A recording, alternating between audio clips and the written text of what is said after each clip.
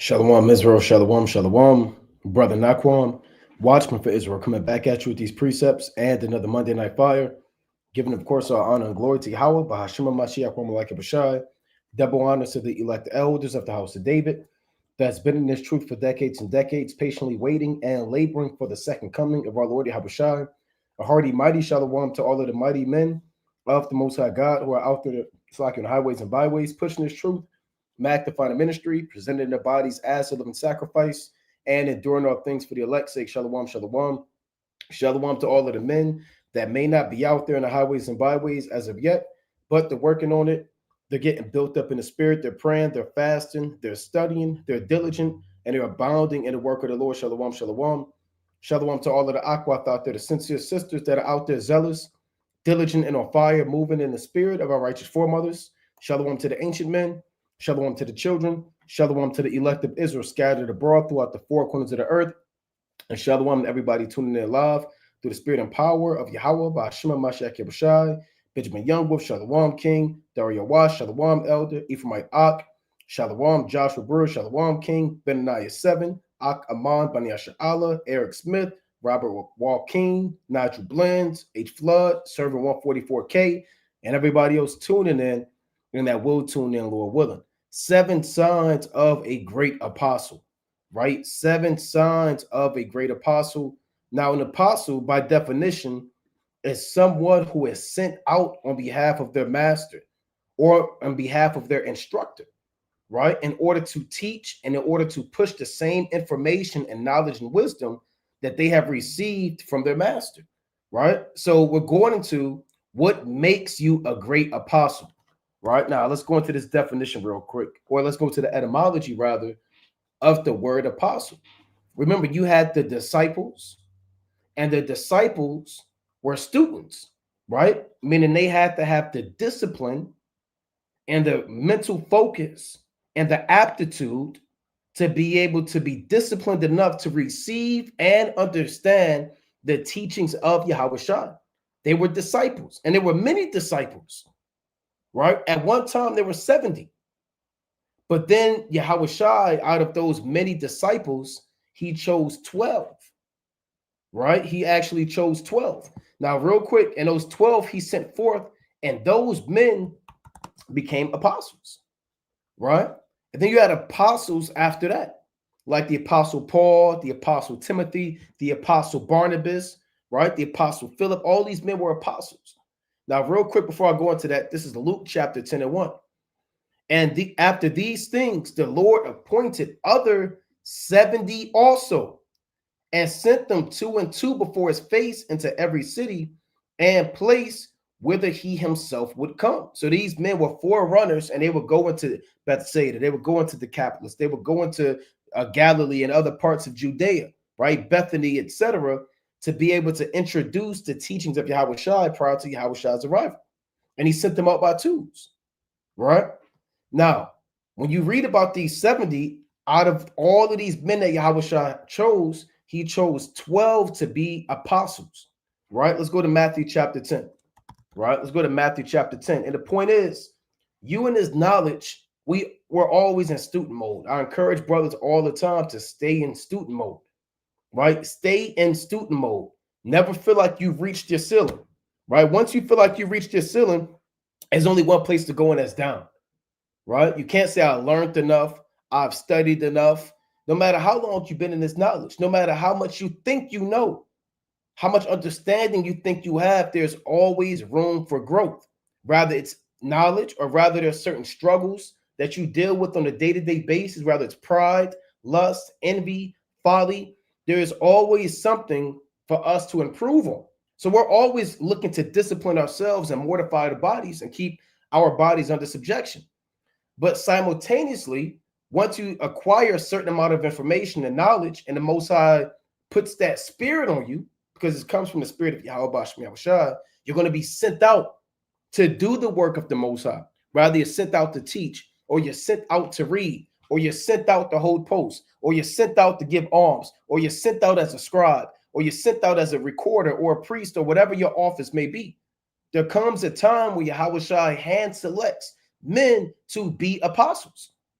And all you brothers that go out on the highways and byways, regardless if you teach or not, if you're out there doing some type of labor, you're on flyer missions, by default, you are an apostle. You have been promoted from an apostle to an apostle. Maybe you watch videos, maybe you went to a school, maybe you learned the works of the Most High, you learned the breakdowns, you learned the knowledge, and you were sent out by the Most High, right? And that's all of the will of the creator of heaven and earth. Now, this is Matthew chapter 10 and 1. And when he had called unto him his 12 disciples, he gave them power against unclean spirits to cast them out and to heal all manner of sickness and all manner of disease. Now, the names of the 12 apostles are these: the first, Simon, who was called Peter, and Andrew his brother, James the son of Zebedee, and John his brother, Philip and Bartholomew, Thomas and Matthew the publican, James the son of Alphaeus, and Lebbaeus, whose surname was Thaddeus, right? That's Jude, right? Simon the Canaanite, and Judas Iscariot, who also betrayed him. So these were the top 12 men that received the discipline and the instruction of Yahushua, and they were called to be an apostle. Now, there's more than just 12 apostles, but these are the main apostles that Yahushua sent forth. And that's what the word apostle means. It means to be sent forth, right? So let's go into that word, right? So don't think that simply because you may not be Peter, John, James, Andrew, Thomas, Philip, Nathaniel, etc., that you're not an apostle, right? If you're out there in the highways and byways, or you're aspiring and you want to do the work, right? And you want to, build your nation, then by default, then you are an apostle. Now, everybody's not an apostle. And we're going to read that too. But you brothers that are out there, you are an apostle, right? Let's put that first and foremost, because you have different kind of gifts. Now, here's the word apostle, right? Here's the word apostle in the Greek, apostolos, right? Apostolos. And it reads, a delegate, a messenger, one sent forth with orders, specifically applied to the 12 apostles of Christ. And a broader sense applied to other eminent, it says Christian teachers.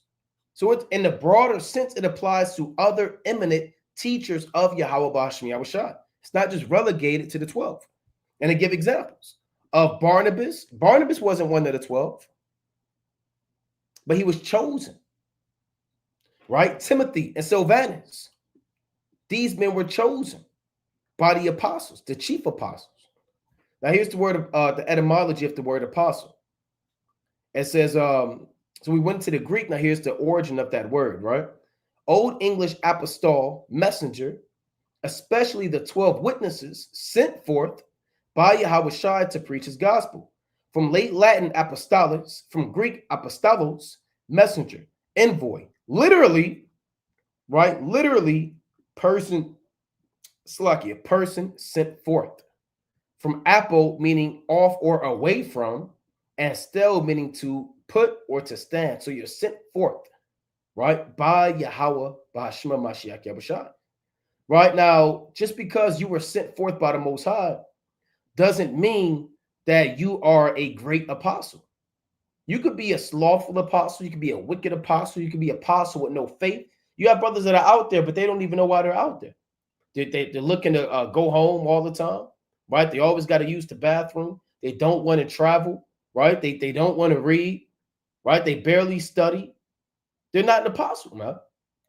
But you brothers that are out there, we're going into 7 signs that would make you a great apostle, right? Your apostleship. Let's go to 2 Corinthians, right? Chapter 12 and verse number 12, right? This 2 Corinthians chapter 12 and verse number 12.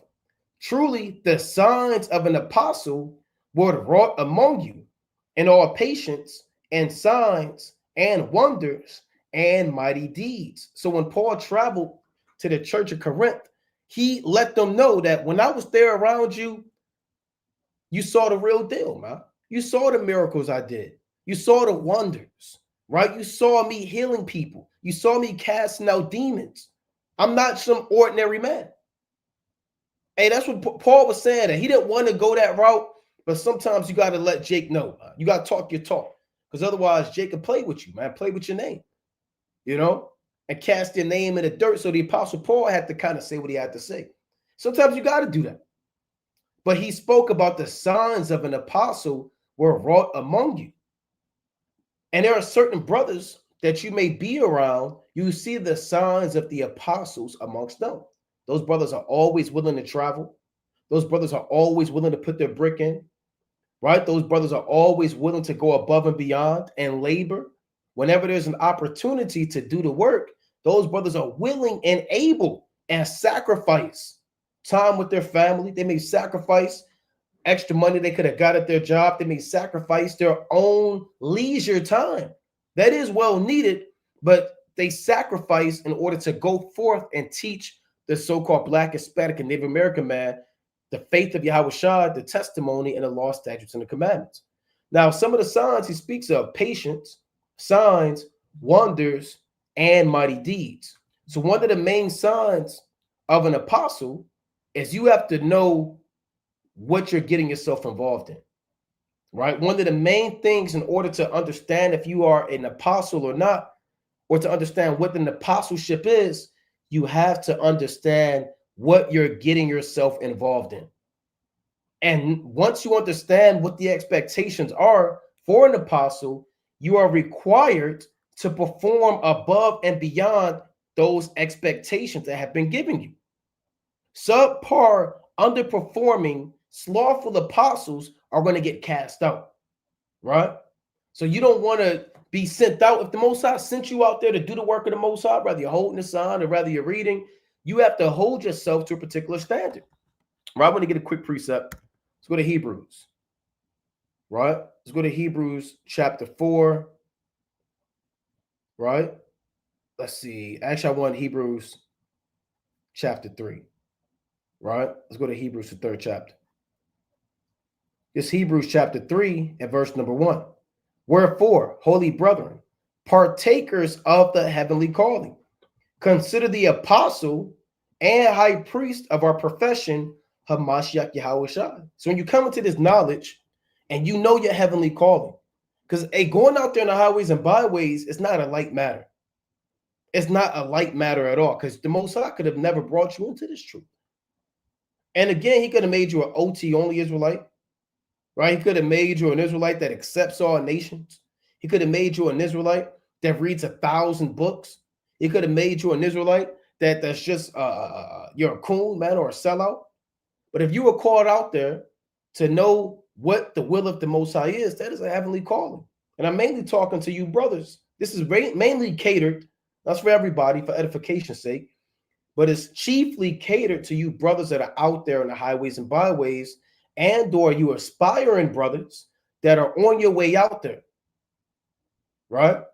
That's why I always say through the Spirit, when I do the introduction, shalom to the brothers that may not be out there as of yet. And that's to provoke you brothers to maximize your talents and gifts and do the work of the Most High. So if you're a partaker of this heavenly calling, you have to think and you have to meditate and examine and consider the apostle and high priest of our profession, Hamashiach Yahweh Shai. Who's the chief apostle? Yahweh Shai. Was he not sent forth from the Father? Did not the Father send him? Did he not say, I came from the Most High? So he was sent forth from the third heaven on the earth, pattern your life after the life of Yahweh Shai. And this is your profession, right? This is not for fun. This is not just for debate. This truth is not just to get on the white man. This truth is not just to get on the so-called black woman, right? This truth is not for you to heap up followers and vain glory or for views or to be the best damn whatever, man, of the world. You have a profession. You may have a profession in the world. You have expectations in your profession. And there's a set standard that a so-called company will set, man. They have core principles. Companies have core values, right? They have mission statements. They have metrics. They have all of these things that they set up, you know? And if you're not in alignment with those things, you're not fit for that company. They'll let you go. They'll let you go. Whatever your profession was, rather you work in a warehouse or you're a software engineer or you're a construction worker, whatever your profession is, if you don't perform according to the standards of that company, you're out of there. I don't care how funny you are, how much they like you. It don't matter. Even if you show up on time. You can show up on time all day and not performing your job. You have to perform when you're called into this knowledge. This is your profession. Let's put up the definition of a profession. Right? Profession is a type of job that requires specialized knowledge, training, or skills, often involving a high level of education. The high level of education is everything in these precepts. If you're an apostle, you have to know what you're teaching. You have to know what you're reading, right? You have to know what you're involved in. And it's typically respected for its expertise. It implies a commitment to ethical conduct and competence within a specific field, often with a degree of autonomy and self-regulation, right? Key characteristics of a profession. I'm going to just read one. Professions require a deep understanding and mastery of a complex body of knowledge, often gained through extensive education and training. That's why the disciples had to go through that, man. They had to learn discipline. They had to learn how to pray. All them parables were for them to have a practical understanding of the truth, right? All those parables are for you to understand the moral and apply that and examine yourself. So the apostles had to be taught and they had to master these things, man. And they were still learning even after they became apostles, you know? So consider your profession. Every brother that's out there in the highways and byways, it is your profession. It is not a damn club. It's not a damn gangland, man. It's not a boys club. It's not a fraternity. It's not a place where you just go back and kick back and laugh. No, you're at work. Let's read verse 2. Who was faithful to him that appointed him, as Moses was faithful in all his house. Right? So Yahweh, he was faithful, man. Right? He himself was faithful. So you want to be faithful in your ministry. You want to be faithful in your ministry. And like I was saying earlier, you want to know what you're getting yourself involved in. Because being an apostle is not for the faint-hearted, man. Read Acts and tell me if Paul had it easy. Read all of the chapters. Read 28 chapters, man. Paul got stoned. And he tell you everything he went through in 2 Corinthians, the 11th chapter. He a day and a night in the deep, you know. He caught hell, man.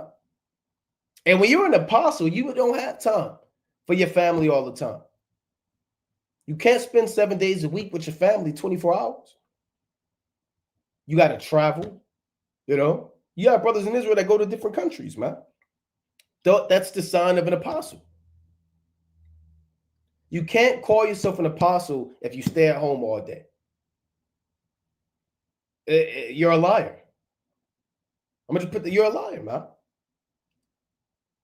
You know, we don't want to lead a block. You got to be willing to travel. You got to make sacrifices, you know. So this is the classic, right? One of my favorite precepts, Luke 14:28, for which if you intending to build a tower, sitteth not down first and counteth the cost, whether he have sufficient to finish it. So before you go out there on the highways and byways, you want to count the cost. You want to know my life can be taken away from me. People at my job may see me out there on the highways and byways. People that I normally spend my time with, I'm not going to be able to spend that much time with them anymore. There are times when you're at camp for hours. Your health is going to be affected. Your knees may hurt. Your back may hurt. You may lose your voice. It may be times, here in WFI Brothers, no, we're out there all the damn time. If it be the will of the Most High. Rain, sleet, snow, hurricane, tornadoes, blizzards, floods, tsunamis, you know. Brothers are still out there, man. By the mercy and grace of Yahweh Bashmi Yahushua. So you got to understand, you're going to be out there in the elements, man. It might be 5 degrees. It might be 50 degrees. It might be 99 degrees. These are things that you have to count the cost. Are you willing to be out at camp for 10 hours at times, man? Are you willing to be out at camp when it's minus 34 degrees, man. Maybe not -4, 34, but when it's below 32 degrees, below freezing, if you understand. You know, are you willing to be out there and traveling, man? You might live in I don't know, Minnesota, you know, but it might be a camp, a unity camp out in Miami. Are you willing to travel? A lot of brothers don't want to travel, man. I don't want to get out of my comfort zone. You have to get out your comfort zone.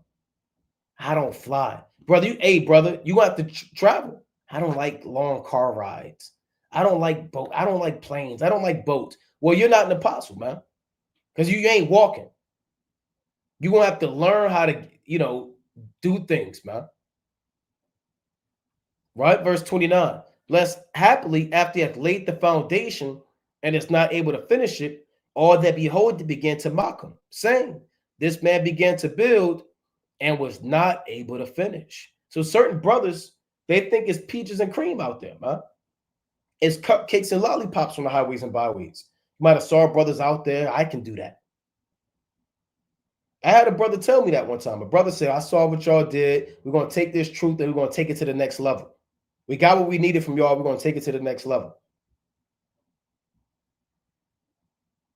I've seen brothers say all time, but some brothers don't be out there no more, man.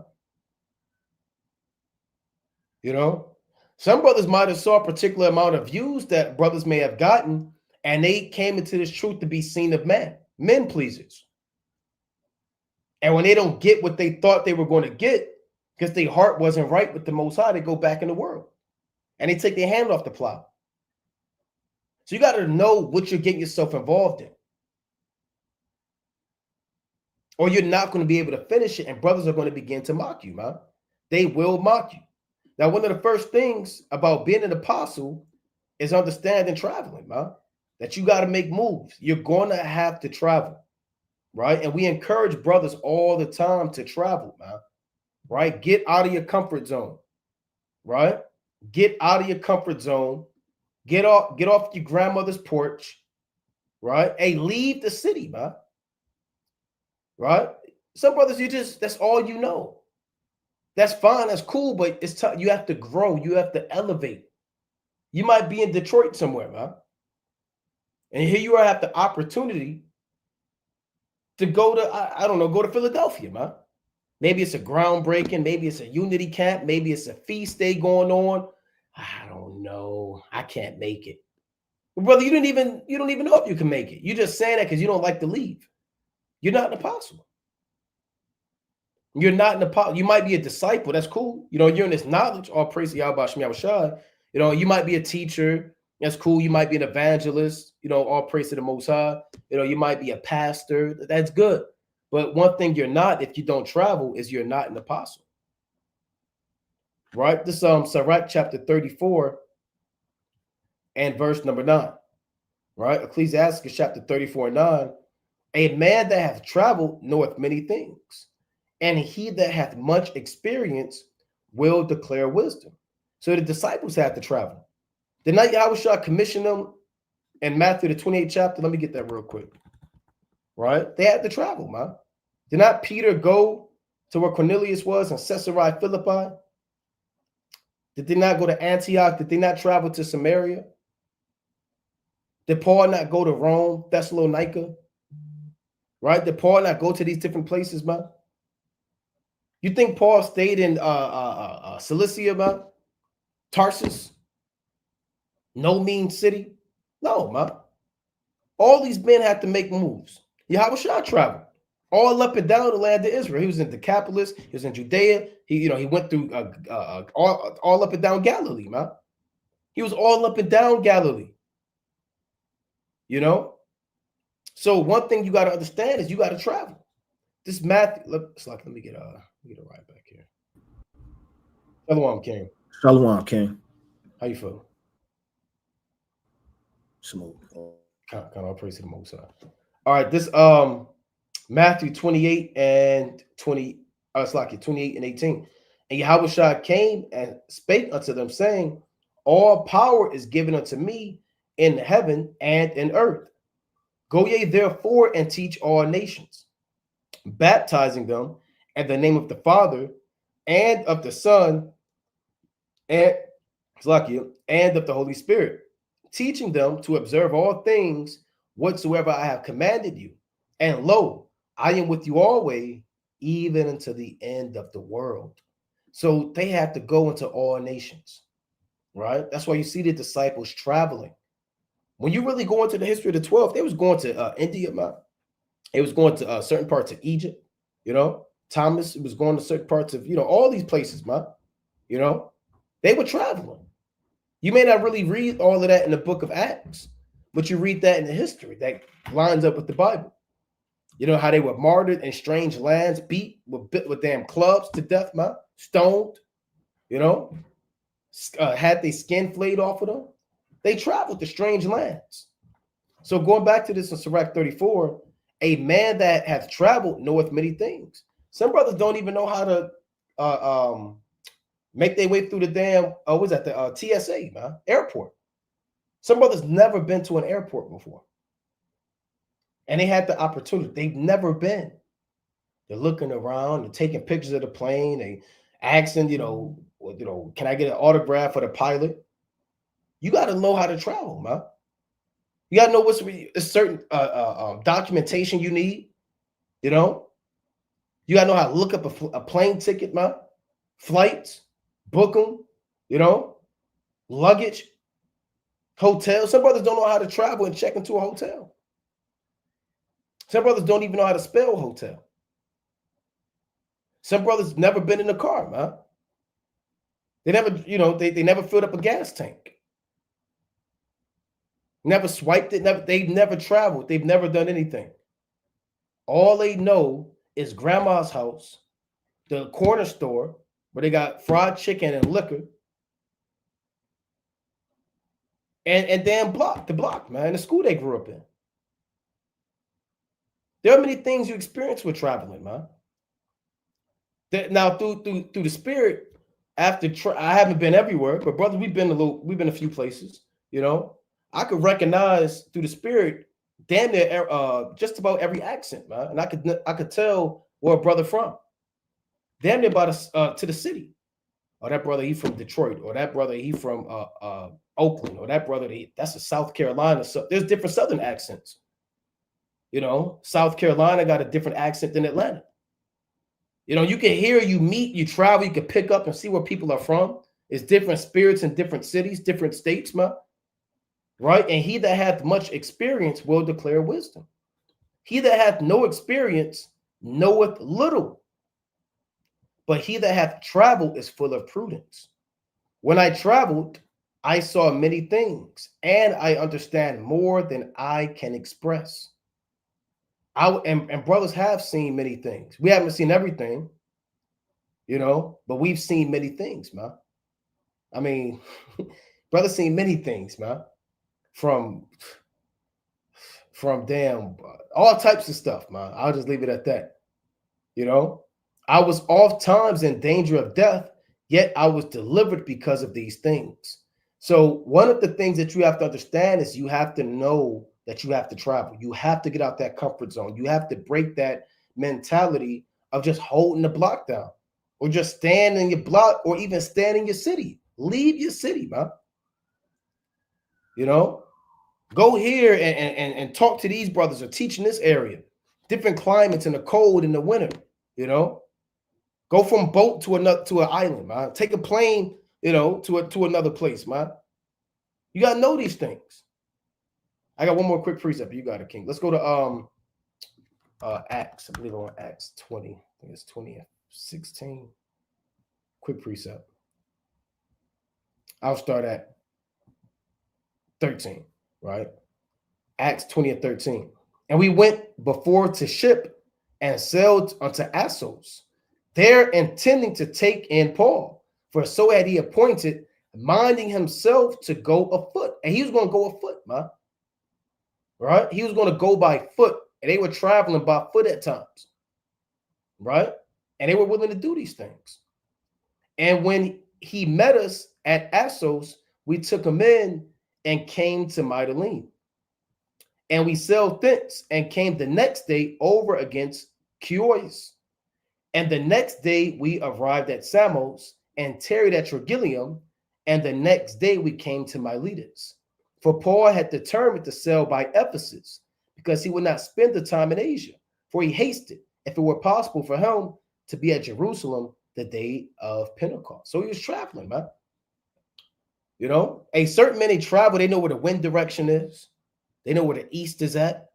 They can see the clouds blowing, and they know, where they came from. And, certain brothers, they're good with directions. They could travel from one city to another city. They've been there so many times. They know the interstates. They don't need really directions, man. They just know how to get there. Look at the journeys of the apostles, man. Look up the maps and see the different journeys of the apostle Paul and all of the places he went to, man. So part of understanding apostleship is knowing that you have to get out that comfort zone, that baby boy spirit, and do the work of the Most High. And one more point, you got it, King. Yahushua said in Luke, the 4th chapter, that he was sent to preach to other cities, man. I believe that's 4:43, if I'm not mistaken. He said, for therefore I must go and preach to these other cities because I'm sent. But you got it, King. Con, that's right. That's the spirit. I was about to get that. We might as well pull that out.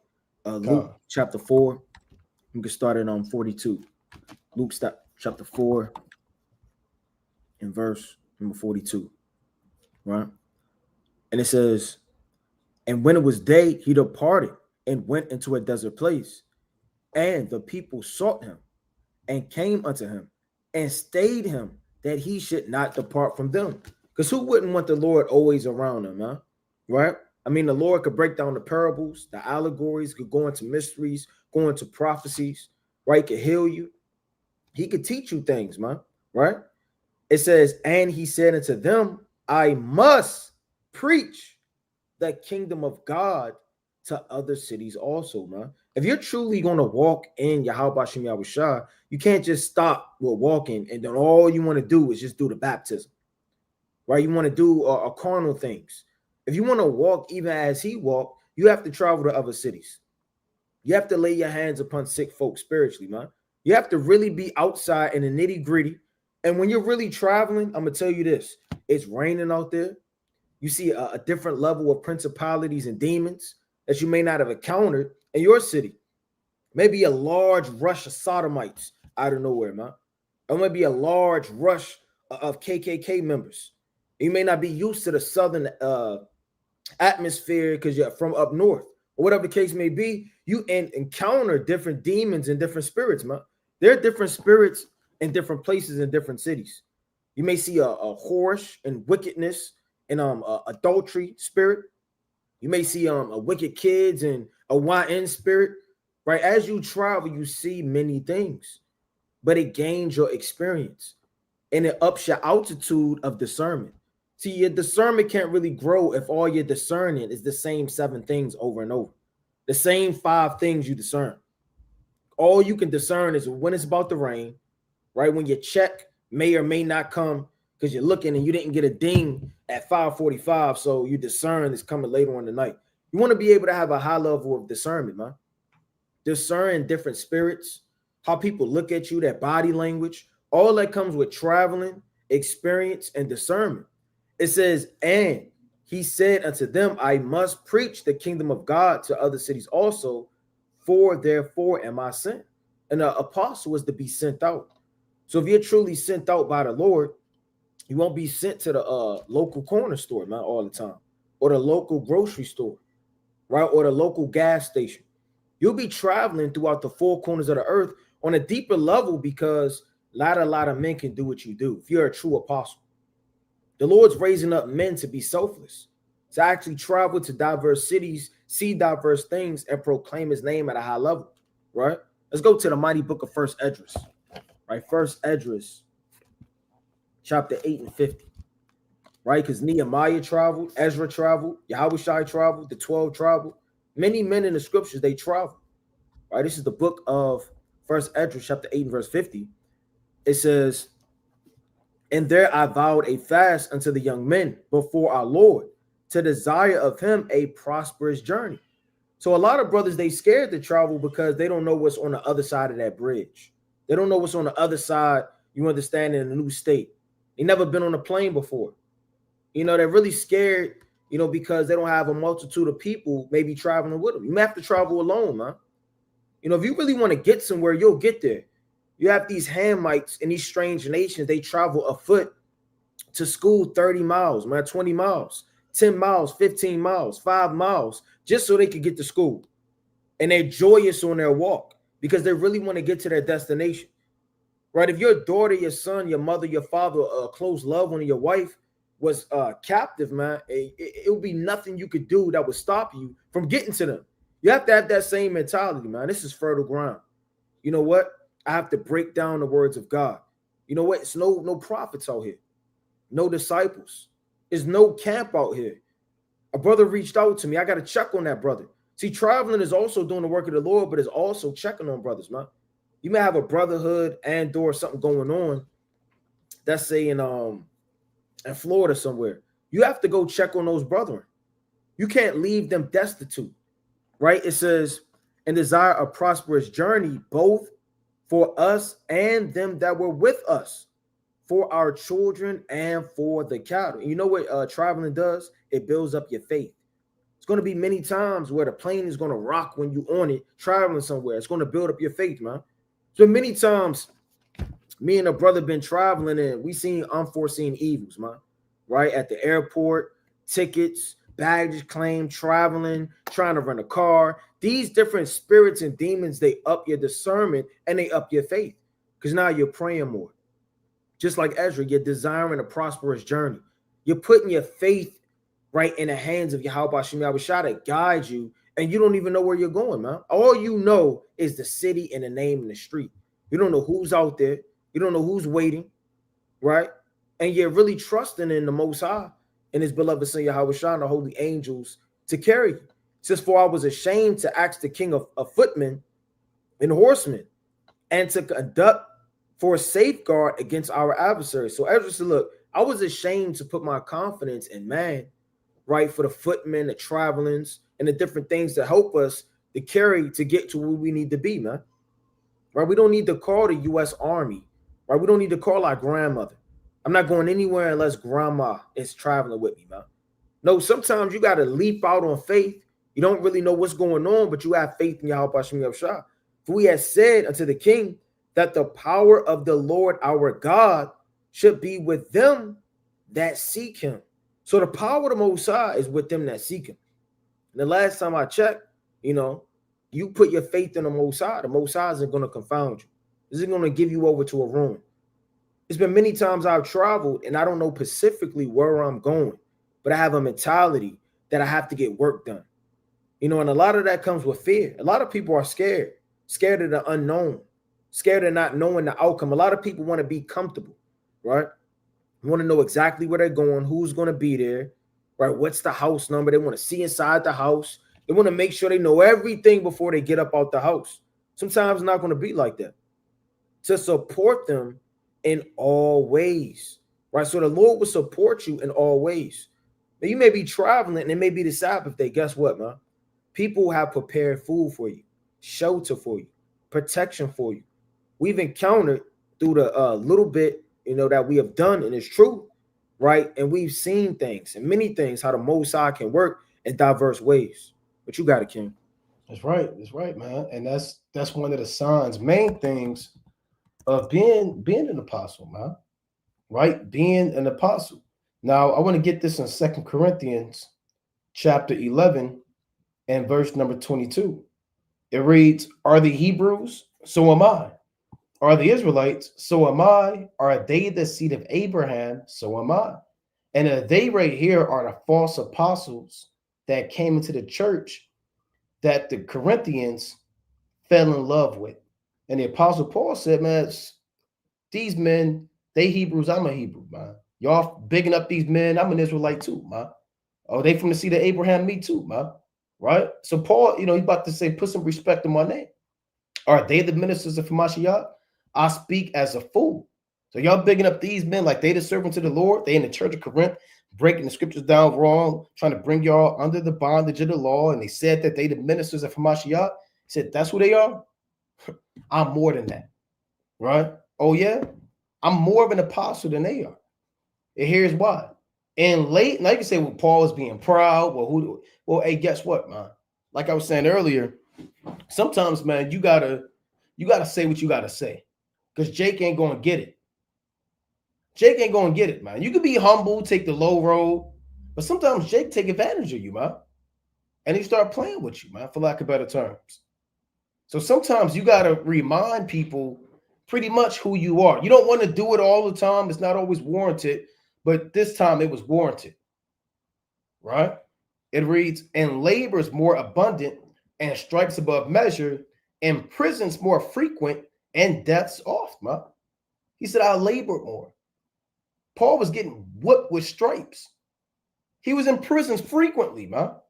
You might travel, you might get locked up, man. You're not familiar with that area.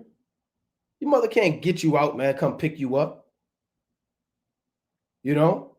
You might be in some strange southern city in Texas, man, and you get thrown in them old Western jails, man, with the old, big, old-fashioned key with the big rings on it, man, you know, and they just throw you in there.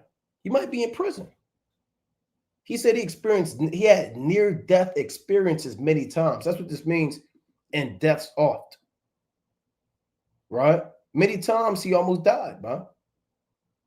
Verse number 24.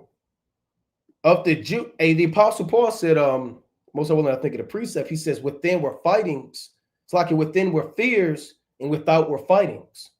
You know, so sometimes, man, and he said the Most High sent the Apostle Titus to comfort us.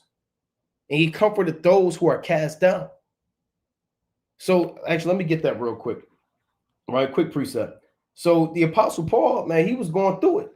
And with the rest of the disciples, right? Let me get that in 2 Corinthians chapter 7 real quick precept, right? 2 Corinthians chapter 7 and verse number 5. For when we were come into Macedonia, our flesh had no rest, but we were troubled on every side. Without were fightings, within were fears. And that's real, man. You go through a wide range of emotions while you're out there, no matter how mighty you are.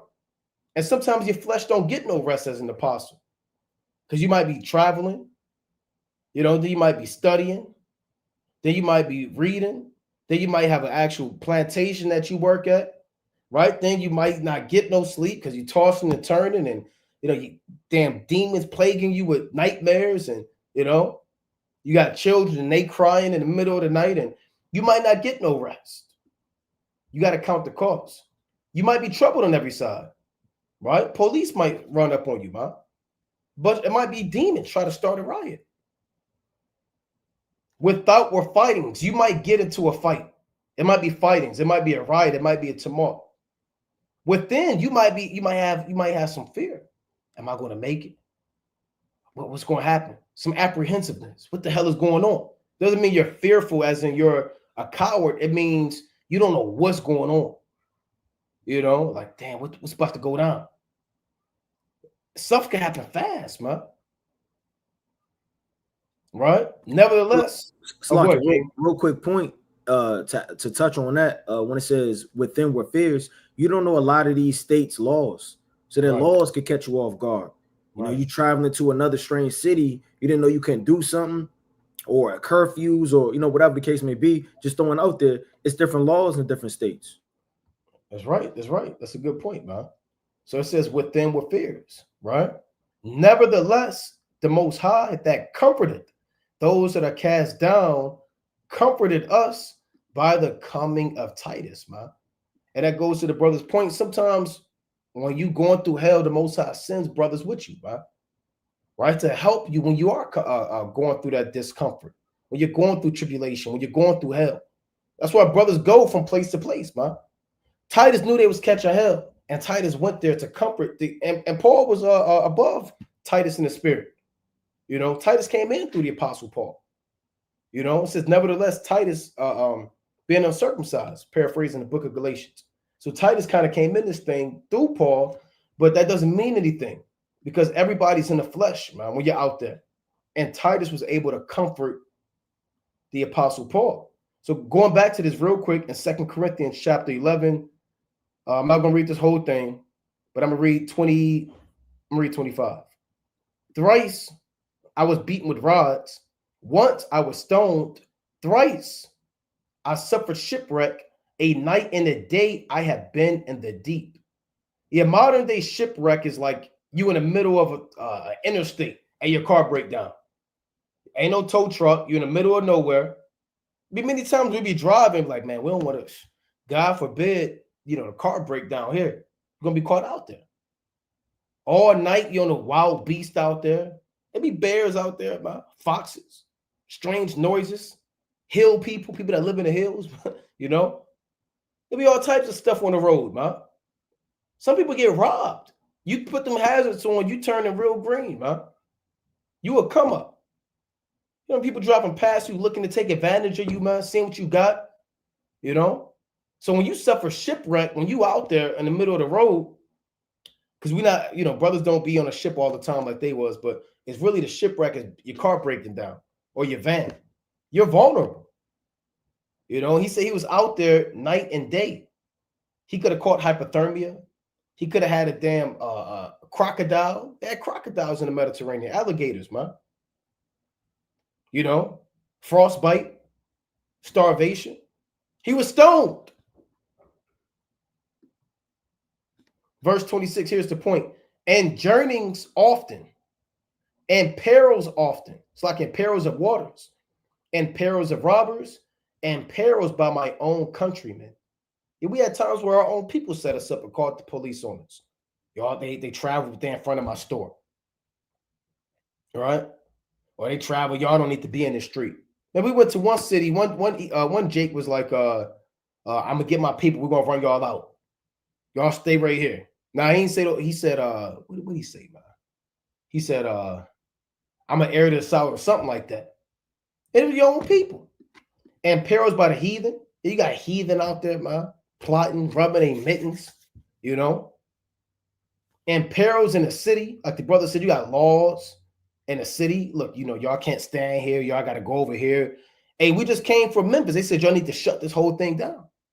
Now, thanks be to the Most High who put in a spirit to allow us to finish what we were doing. Hey, but they could have shut the whole thing down in the city, man. We didn't know that they was going to, nobody knew that they was going to set that up on Bill Street like that. Even the officer Nahum said, we've never seen this before. They've never done it this early.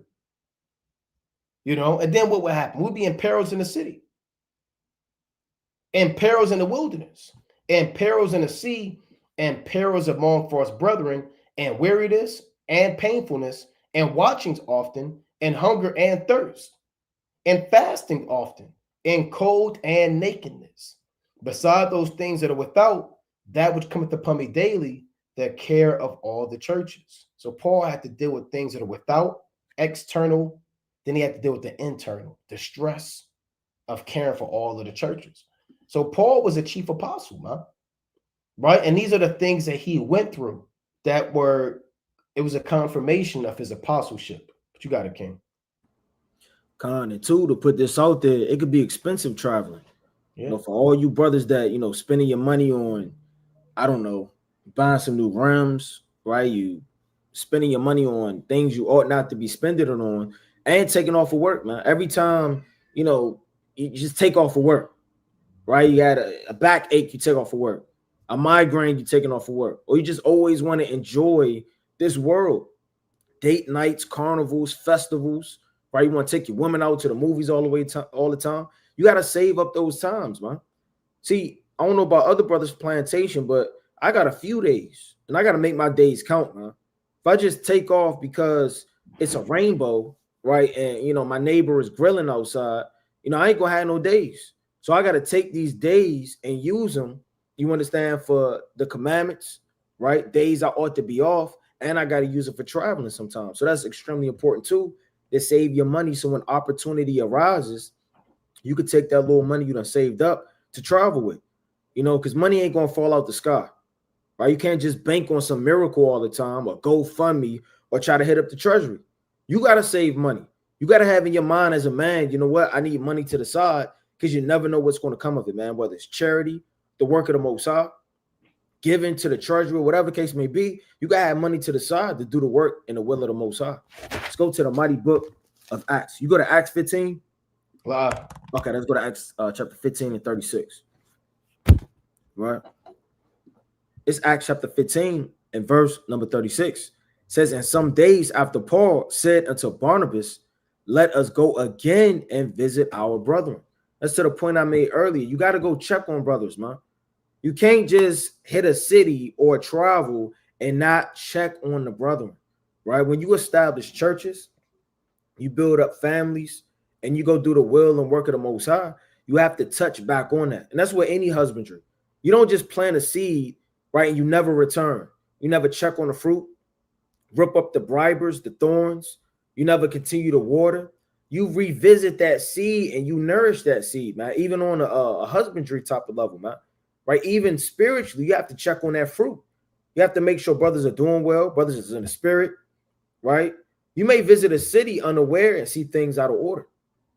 You may see things that ought not to be. So, I mean, that goes with building up faith, right? I mean, it may be a brother that you have never seen before, and you want to visit brothers lest you become strangers.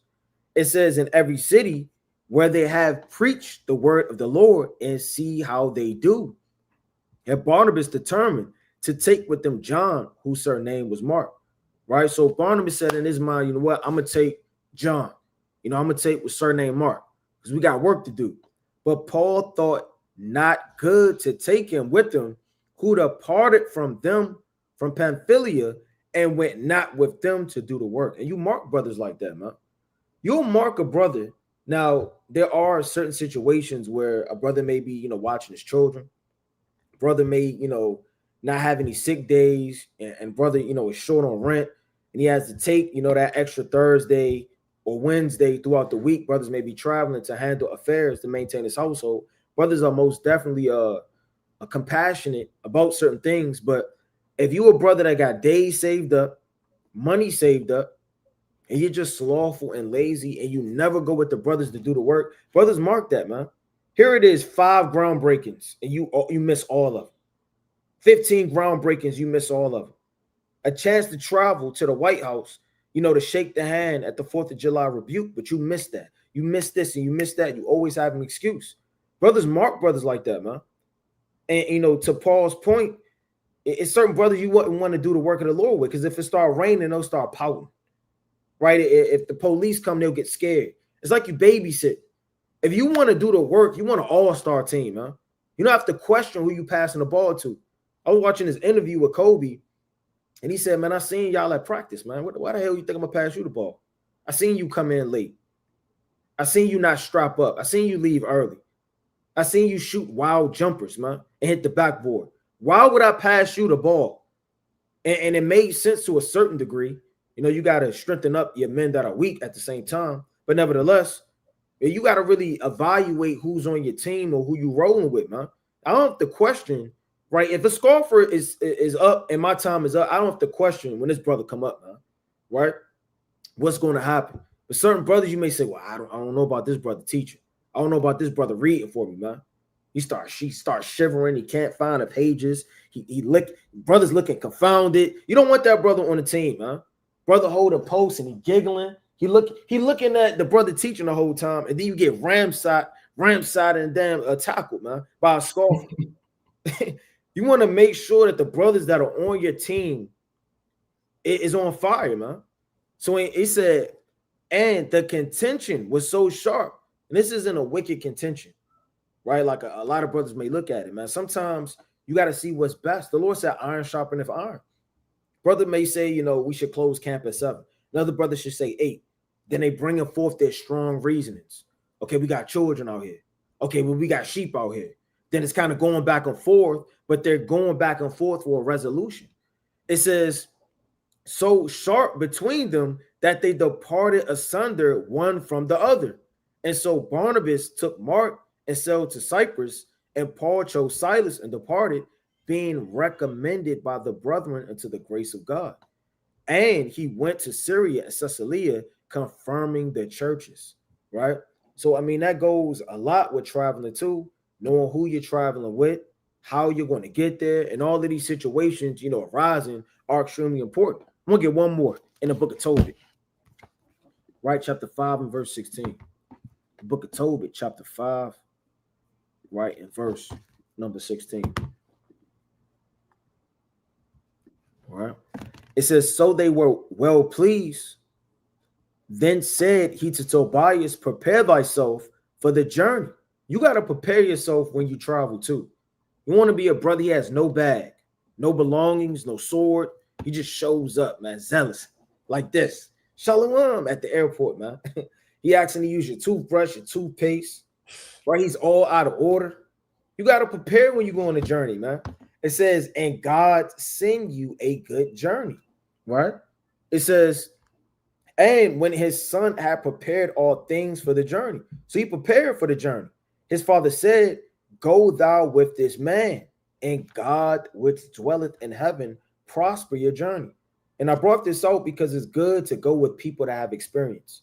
Now, obviously, if it's an angel and it was unawares and, brothers read the book, but it's good to go with, in the world, they call it a tour guide. You don't want to just travel somewhere. You have no idea what's going on, man. You just get off of the bus, you look around and you ask 1,000 questions. Like to the brother's point, you'll end up getting robbed, man.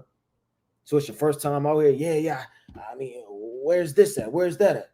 You get led down the alley somewhere and jumped. Right? You want to make sure you're traveling with people that know the area, right? Or you in tune or in touch with somebody, man.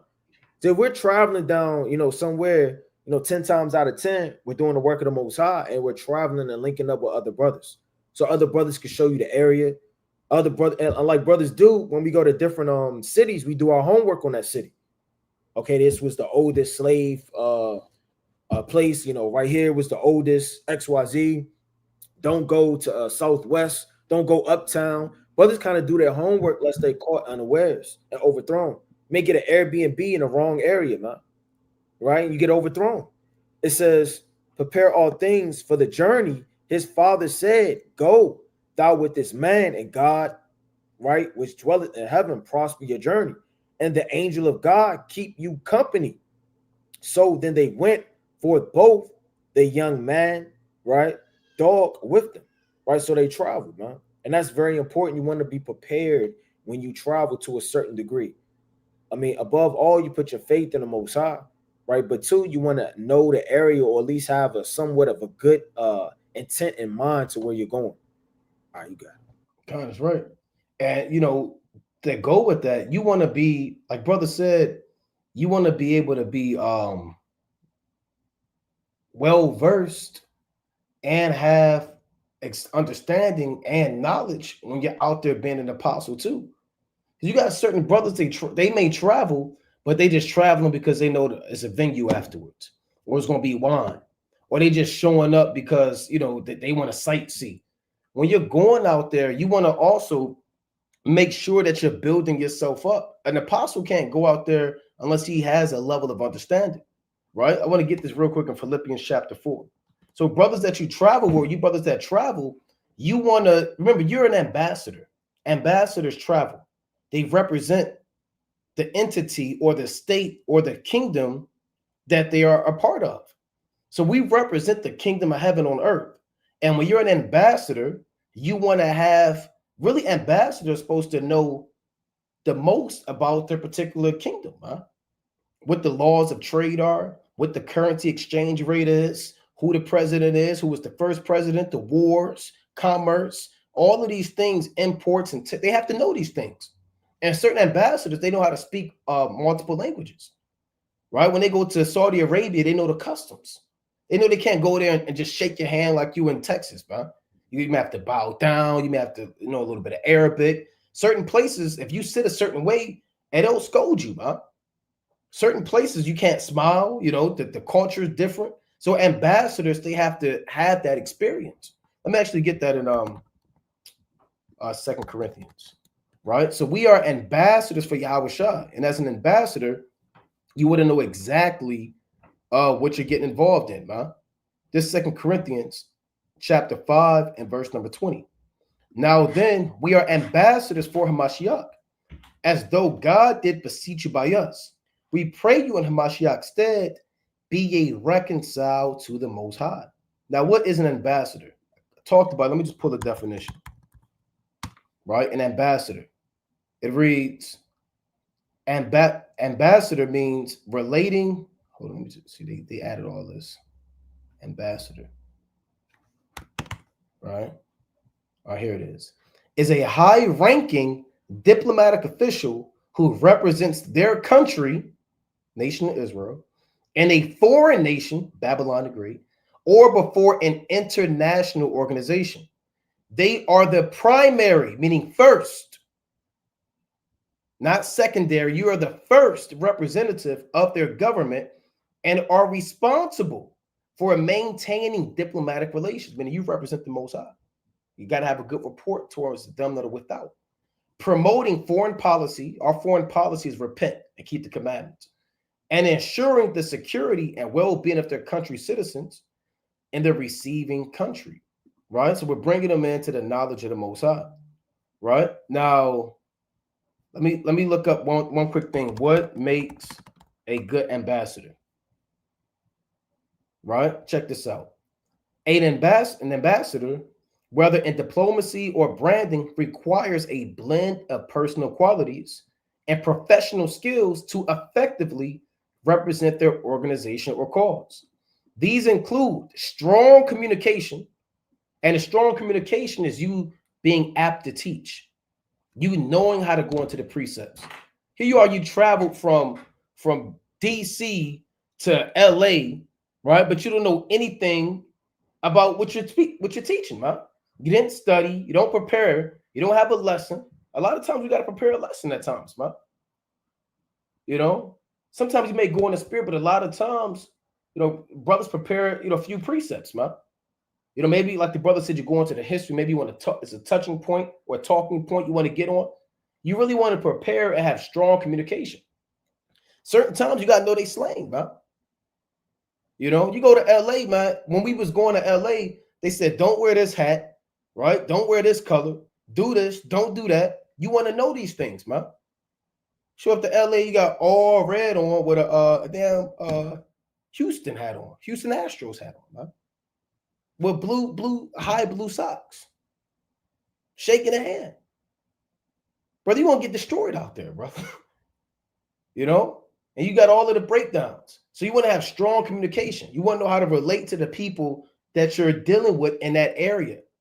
Because dealing with people from Baltimore are, I say it all the time, is they're on the low level out here. They're very just like, they're very base in Baltimore.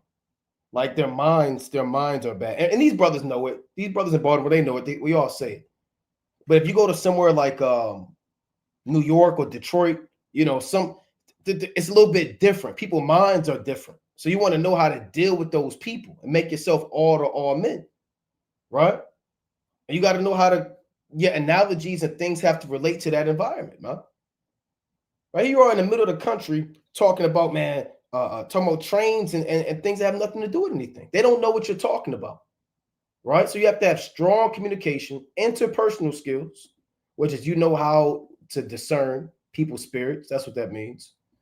Leadership, adaptability. Here's the point I want. And a deep understanding of their subject matter. There's a thing called SMEs. An SME is a subject matter expert. And that's in everything. You want to be a subject matter expert as an apostle because you're an ambassador. How are you an apostle, but you don't know the name of the Most High? What name are you coming in? Right? I heard y'all brothers from Baltimore. What name are y'all coming in? Man, nobody's going to believe what you have to say, man. You don't even know the name of the Most High. You know? I don't know his name. You know? So let me go back to this. You want to be an ambassador, right? An ambassador. Now, let me go real quick to let me get another one. Revelation 2. Right? This Revelation chapter 2 and verse number 2. I know thy works and thy labor and thy patience, and how thou canst not bear them which are evil, and thou hast tried them which say they are apostles and are not, and has found them liars. The only way you could try an apostle or try a brother, test a brother, is if you know that what they're saying is false. In order for you to know what they're saying is false, you have to know the truth, right?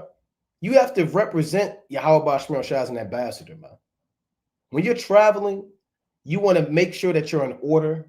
You know what you're talking about, right? You want to make sure that you represent the Most High of the highest standard, man.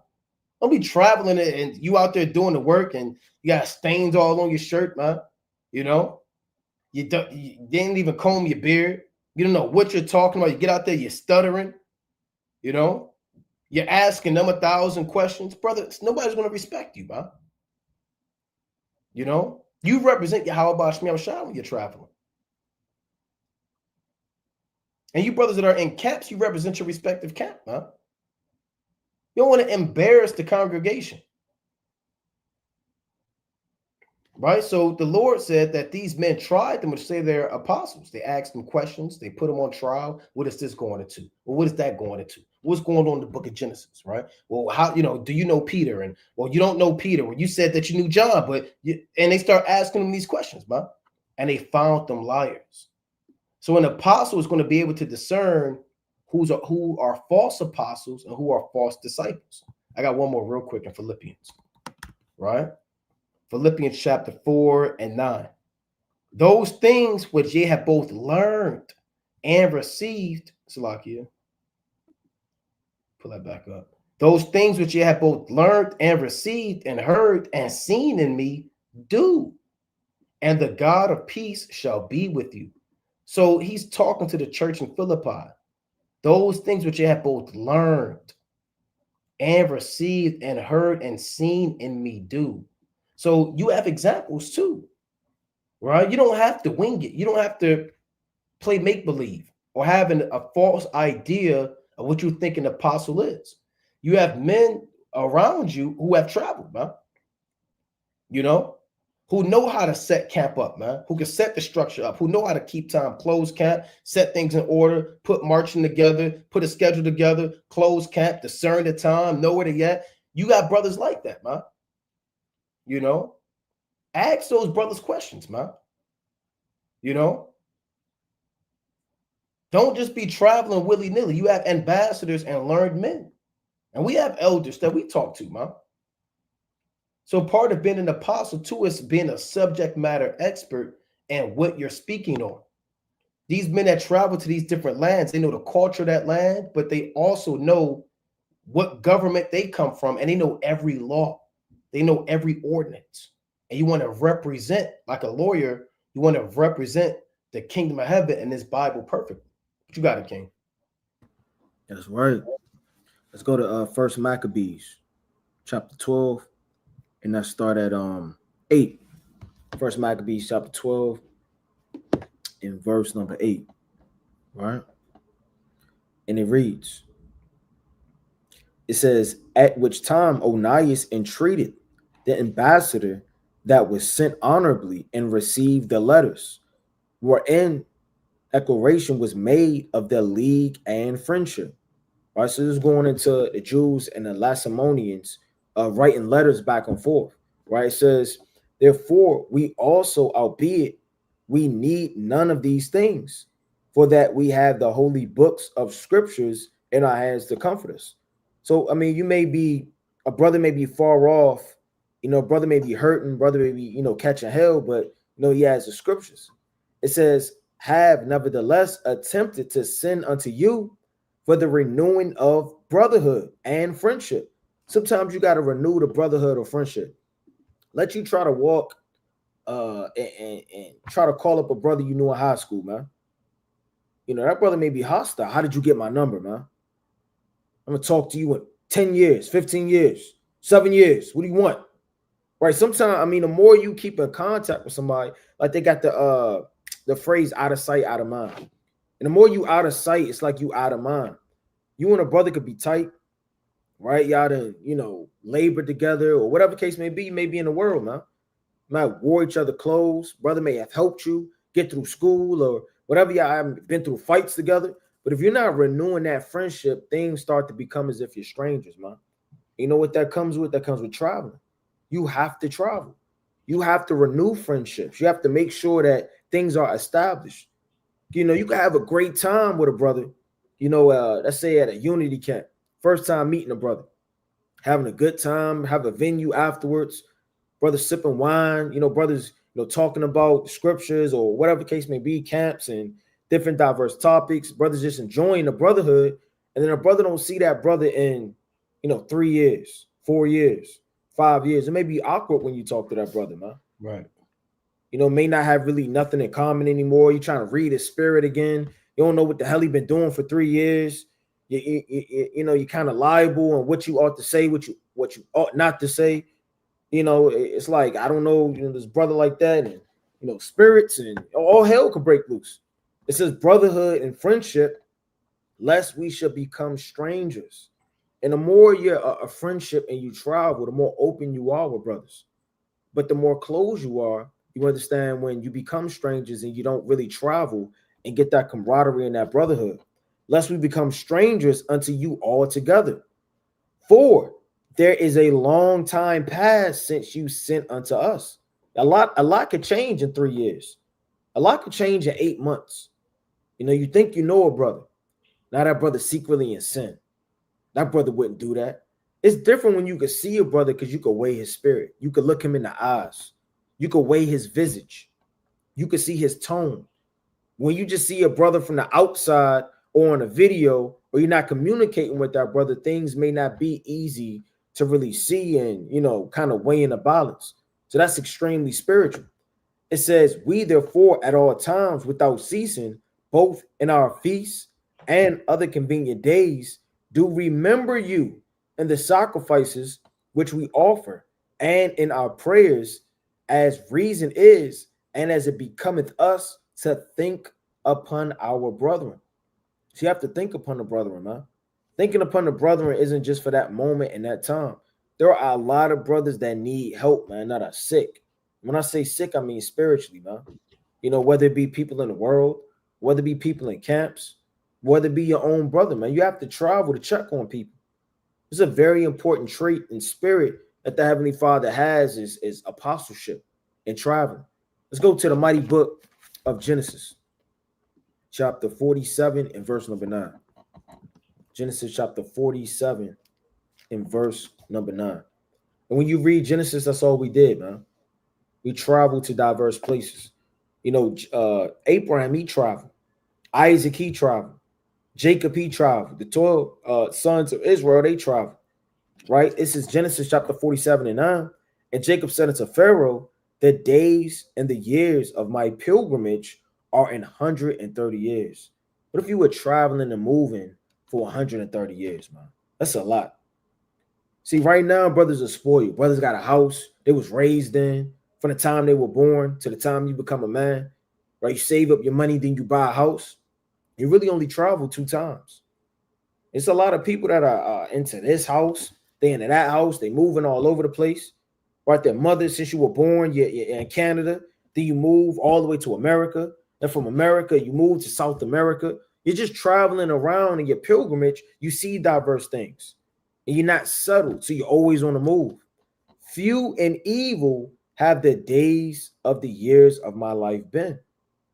And I have not obtained unto the days of the years of the life of my fathers in the days of their pilgrimage. So essentially, we're all strangers and we're all pilgrims and we're always all on the move, right? I want to get one more real quick. I believe that's Psalms 32. Let me see.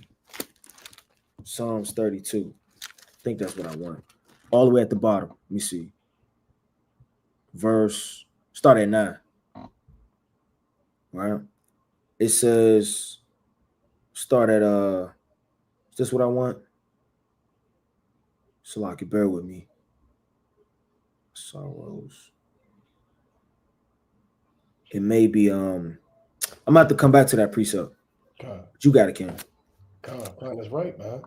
Brothers got to check on brothers. You know, brothers could pray with brothers. And they were in the ancient world, they would lay hands on brothers, man. They would meet men and they would actually lay hands on them. right? When you read, let's get this in 2 Timothy chapter 1, right? This 2 Timothy chapter 1 and verse number 6.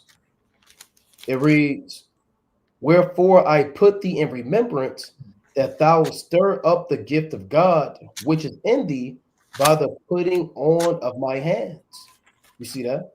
So Timothy, through the Spirit of the Most High, he was constantly being encouraged by the Apostle Paul, right? That no man despises youth, that he would become strong, that he would be bold out there in the Spirit. And that he said that the gifts that Timothy had on him, it was by the putting on of his hands.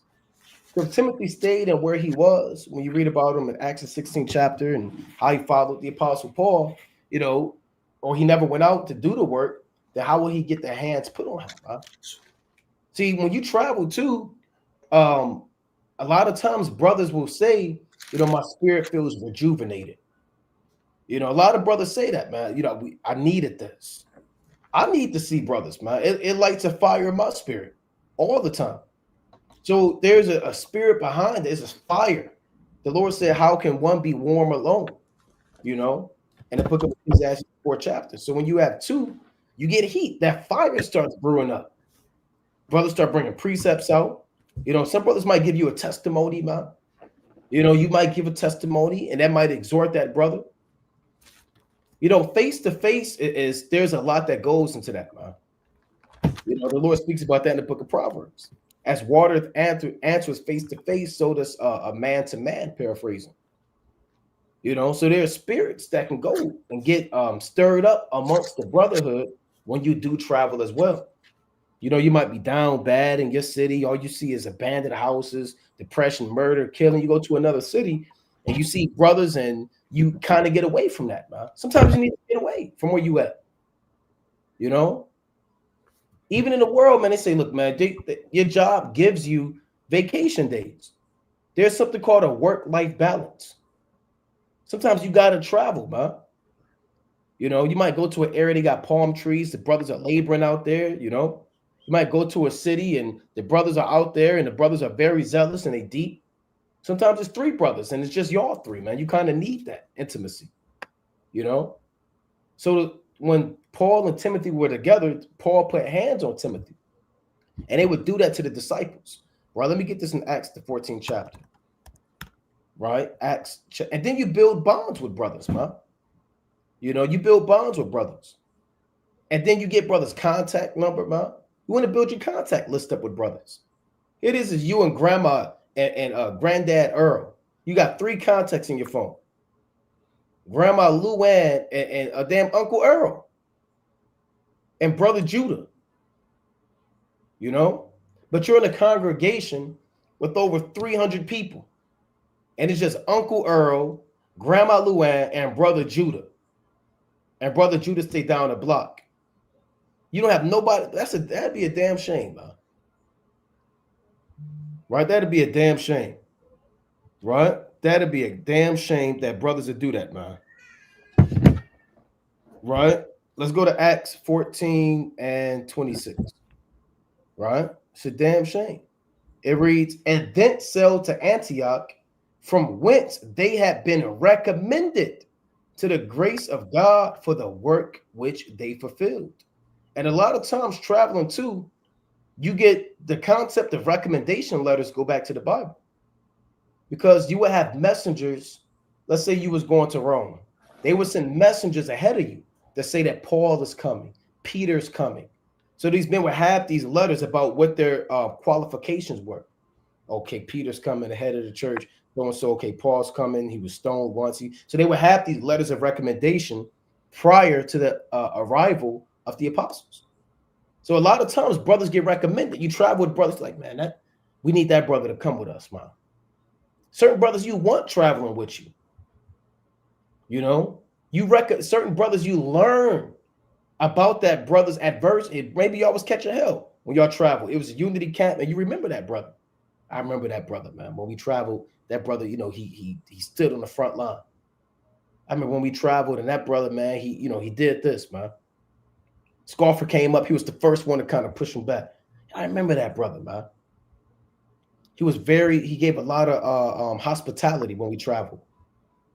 And now, brothers, you acquire a good name and you get recommended. It's good to get recommended, man. You know, these men were recommended for what they have done, right? And some brothers get marked for wickedness. You're always in the council, right? It's always you. And what did you do now? And then some brothers, they're always being recommended to do certain things, right? Let me get one more real quick in Acts 15, right? The Lord speaks about men that have hazarded their lives. Right here it is. This is Acts 15 and 25.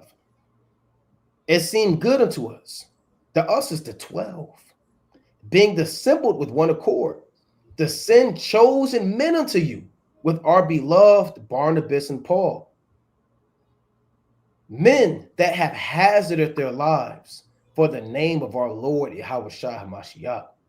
Wherefore, it's like we have sent therefore Judas and Silas, who shall also tell you the same things by mouth. So that's a heavy spirit right there. For you to be recommended by the 12, which means what? They had a pattern of good works. They knew these men. They rose up in the ranks. These men had experience. These weren't just nobodies. These guys, the apostles, their name kept coming up. They kept coming up. They were doing things, and it was sincere. So word got out. They had to decide men to go with Paul and Barnabas. He said, you know what, man?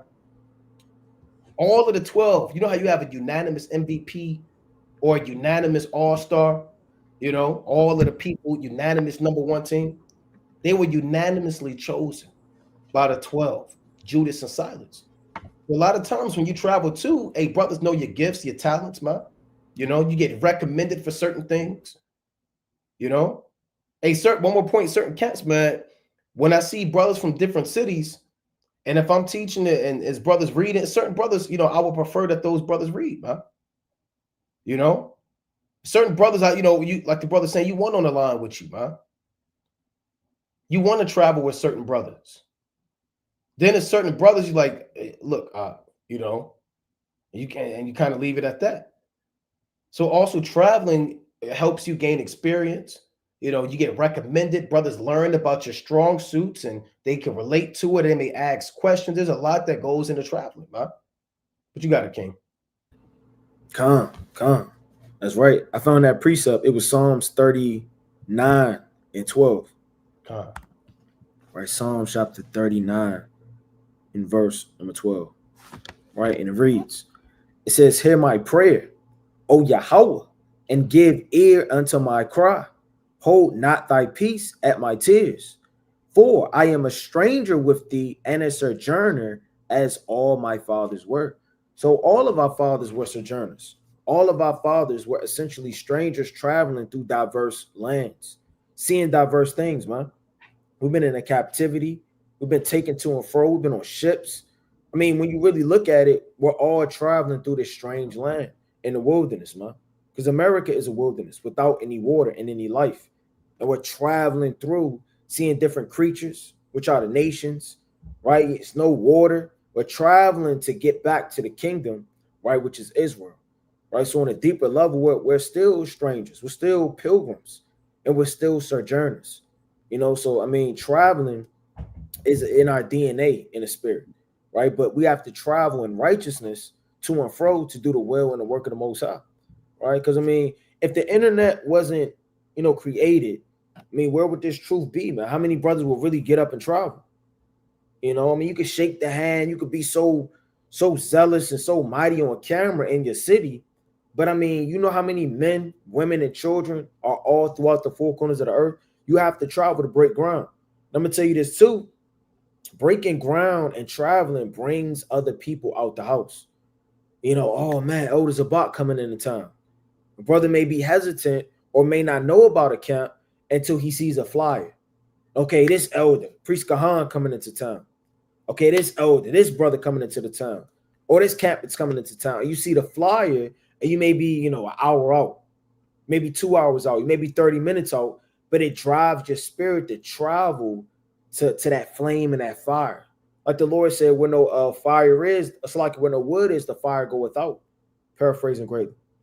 So, I mean, where not a lot of brothers are, the fire is going to be kindled. It's like it's going to go out. It's not going to be kindled. So the more you gather together, the more it's going to be a combustion. And you'll feel that spirit for any brothers that's in a congregation or gathered together. That's the type of Holy Spirit, because when you down, another brother's up. When you up, a brother's down. It's always a righteous, just balance. It's not just you always by yourself. The Lord said, woe unto him that is alone, right? Let's go to 3rd John. It's like it's 2nd John, right? Chapter 1. And I'm going to start at 12. 2nd John chapter 1. I'm going to start at verse number 12. It says, having many things to write unto you, I will not write with paper and ink, but I trust to come unto you and speak face to face. Some matters you got to speak face to face, man.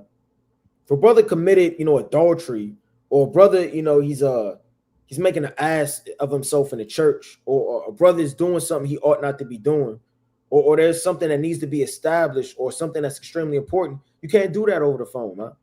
People are liable to be playing a game while you're on the phone with them, laughing, drunk, right? Have you on mute while they're laughing and talking to somebody else. Some matters you have to discuss face by face. See, the apostles, they sent letters. Judas Maccabees and them, they sent out letters. You can read about that. I don't got to pull 1,000 precepts, but I mean that was a known way of communication in the ancient world. I'm gonna get this real fast. If you can just hold this and go to 1 Maccabees 5 in verse number 10. 1 Maccabees 5 and 10, real quick. So some matters you could send letters, but some matters you gotta pull up. Right? This is the book of 1 Maccabees 5 and 10, and sent letters unto Judas and his brethren, and the heathen that are round about us are assembled together against us to destroy us. So they had to give the brethren notice on what was going on. Some matters you could just give notice, and some matters you have to establish face to face.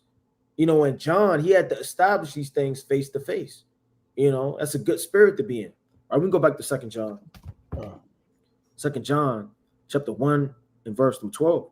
Having many things to write unto you, I will not write with paper and ink, but I trust to come unto you and speak face to face. And that's the same spirit of certain things you could text a brother. Hey, I'm 15 minutes away. Hey, I'm gonna be late. Hey, I'm not feeling well. Pray for me. I got a bad cough. And in some matters, you could be like, hey, XYZ is going on. Hey, my mother's in the hospital. Right? I don't really know what to do. Hey, I'm about to go into surgery. Do you have any exhortation? You don't want to send that brother a precept, man. Right? You better call that brother. Pull up on that brother. There's certain matters that got to be addressed. It says that our joy may be full. Right? It says the children of the elect sister greet thee. Amen. Right? So, I mean, traveling is extremely important because it establishes bonds, friendships. It takes care of the church, right? It makes brothers not become strangers. And above all, you're doing the work of the Most High God, man. Most High don't want you in one place, bumping your head against the same wall, seeing the same people week in and week out, man. Right? You have to travel. You have to do the will of the Most High. Right? One more precept in Mark chapter 6, right in verse number 12. Right? Let's go to Mark chapter 6. Right? And I start at verse. See what I want. I'm start up a little bit at 7. See what I want.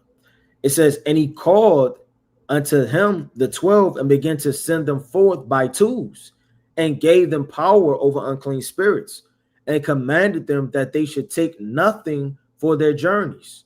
Right? Say it. Now, you don't want to apply this to you all the time because you're not the 12. It's a different spirit and you have to know the context. Right? The labor is worthy of their reward. Right? Now, a lot of the times you had a lot of holy men and women that took the apostles in, that washed their feet, that took care of them. You can read about that in 2 Kings, the 4th chapter.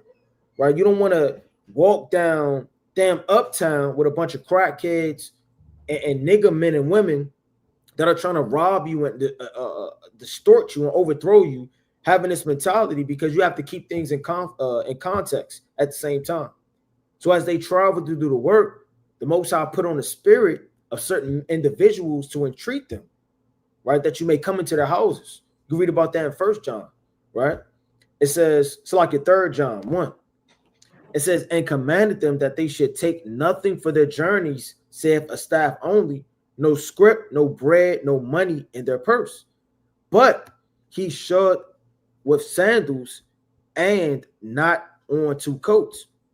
Right? Don't make provisions. Don't make 2 coats in case it get too cold and you got 2-3 pairs of sandals. It says, and he said unto them, in what place whatsoever ye enter into an house, there abide till you depart from that place. Whosoever shall not receive you, nor hear you when you depart thence, shake off the dust under your feet for a testimony against them. Verily I say unto you, it should be more tolerable for Sodom and Gomorrah.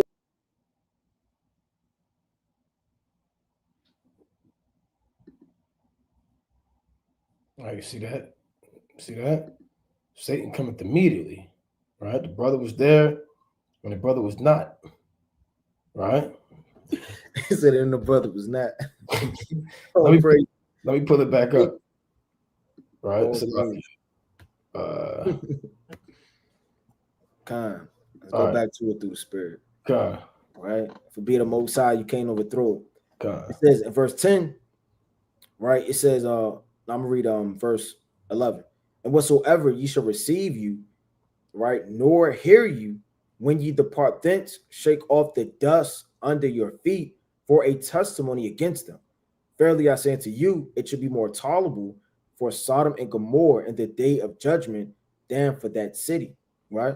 So, I mean, that's how serious the apostles traveling. It meant that if you denied the word of God as it entered into those coasts, those regions and those cities, that they would shake off the dust of their feet, and it'll be more tolerable in that day of Sodom and Gomorrah. And, it's all hip talk because Sodom and Gomorrah got rained on with fire. Then that would be for that city because the Most High ain't gonna have no mercy on you. So you never know who you're going to encounter, right, as you travel to. Be angels unaware, right? You can meet, increase your friendship, grow bonds. I mean, all of this really goes into it. But 2, it shows the faith of the apostles as they traveled, and the Most High took care of it. You got it. Yeah, and I was going to add to that about the faith. I wanted to jump down in this chapter because that made me think of this real quick before I get this other precept. This Mark 6:30, right? And the apostles gathered themselves together unto Yahushua and told him all things, both what they had done and what they had taught. And he said unto them, come ye yourselves apart into a desert place and rest a while. For there were many coming and going, and they had no leisure so much as to eat, man. His brothers like that, man. Right? Brothers don't have leisure, man. Can't sleep, don't have time to eat, And Yahushua told them to rest a while. This is how much they were traveling and doing the work. And there's no telling where they were going and how many moves they were making. But it's like they were moving so much, they were going to burn out. Yahushua told them, look, y'all come rest a while. You're going to overrun yourself and you need some leisure. Eat, sleep. And the apostle Paul told Timothy, drink no longer water, but use a little wine, man. For your stomach's sake and often infirmities. And Paul knew that through experience, right? Through experience, that wine helps your infirmities, your knees, your back, and you got to rest, you got to eat, So these were things that they learned through their travels and through their experience, and they were able to relate this to the apostles. And kind of going back to the point, being an apostle, you have to have the utmost faith, man. You have to have the utmost faith because you are going to be in situations that you can't control. There's no situation you can, but there's going to be situations that you can't control where all you're going to have is Yahweh Shem Yahushua.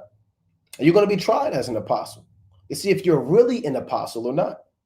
That's why I read that. Let me see if I can go back to this in 2 Corinthians chapter 12. Right? Come on, I'm going to read this again.